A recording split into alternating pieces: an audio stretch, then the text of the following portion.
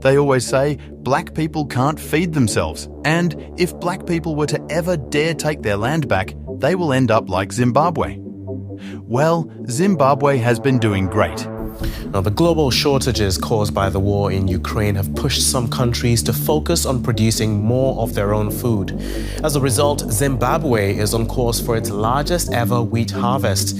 At 380,000 tons, the expected produce will be more than the country needs to consume for the year, meaning the surplus can be used to build excess reserves. Here's DW's Privilege Mushanyeri.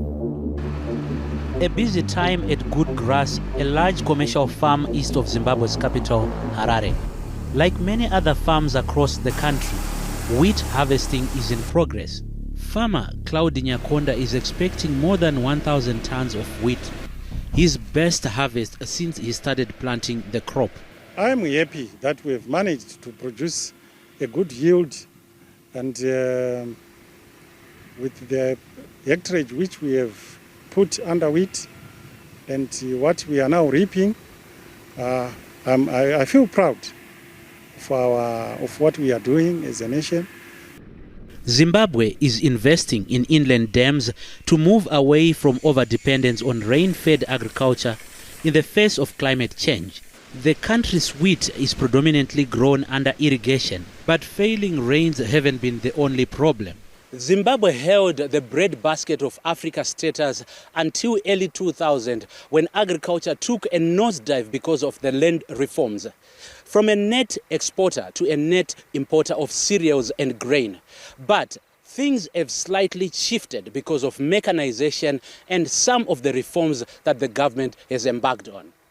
The record wheat production has been achieved thanks to partnerships between the government and private companies. The authorities encouraged private players like millers and banks to finance farmers for 60% of the wheat planted. We were instrumental in facilitating big policy positions and frameworks in the form of joint ventures. We now have joint ventures whereby the resettled farmers join hands and partner with the private sector players and start to sweat the land to utilize and fully utilize the resources, the dams, the water and the land. So we believe that it's paying dividend. For ordinary citizens, the bountiful wheat harvest could translate to reduced bread prices. A loaf of bread costs more than $1, a price that many struggling families cannot afford.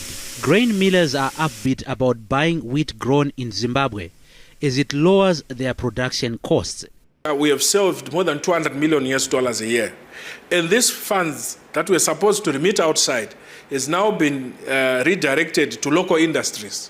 And the multiplier effect of having 200 million now going to the companies which are into inputs production, mechanization, and other related services simply builds towards increasing our GDP as a country. Farmer Claude Nyakonda wants to grow more grain to sustain food security. Zimbabwe may once again become Africa's bread basket.